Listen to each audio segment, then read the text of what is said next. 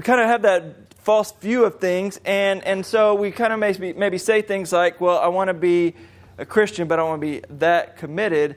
But we need to look at it like this, is that Jesus called us not to be part-time Christians. He did call us to grow, and He called us to be full-time followers, okay? And so that's kind of our first point, really, and kind of the main point of everything we're going to talk about today, is that Jesus saved us to be fully committed followers and to get there with the help of others, okay? Now, I'm not saying that everybody needs to spend all their time at church doing everything that the church does, okay? I will explain myself throughout the sermon, so just stick with me for a second here, okay? But Jesus did save us to be fully committed followers and to get there with the help of others, okay? He didn't He didn't give us the option of being part-time Christians or part-time followers. He wants us to be fully committed followers. And I added that last part on, to get there with the help of others. That's the whole point of our series, is better together. Is that if we're going to be full-time, fully committed followers of Jesus, we do that together.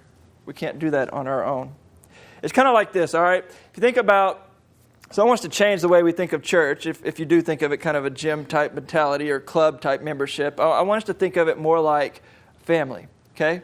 So think about like when you have like a physical child that is born, right? That child does not have the option of being part-time human. Like sometimes they're going to be human, sometimes they're just going to whatever else they would be, right? That's just absurd, right, to think about, right? Now some of you, if you have teenagers, you may think that they are part-time humans, but that's beside the point, all right? But they don't have the option.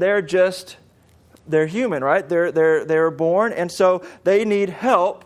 They need help to grow and to mature into adulthood, right? And so there are some kids that don't get that help. Obviously, that happens in life, and that is a sad thing that those kids don't get that help, but they need it. Every child needs loving help to get from infancy to adulthood. Absolutely need it. They can't do it on their own. Spiritually, we need the same. Spiritually, every person is born into God's family, and Christ's goal is for them to become fully committed followers into mature adulthood as a believer. But they can't get there on their own.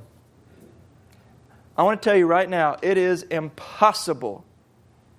I want to be as clear with this as possible. It is impossible to become a fully committed follower of Jesus without other believers. Okay?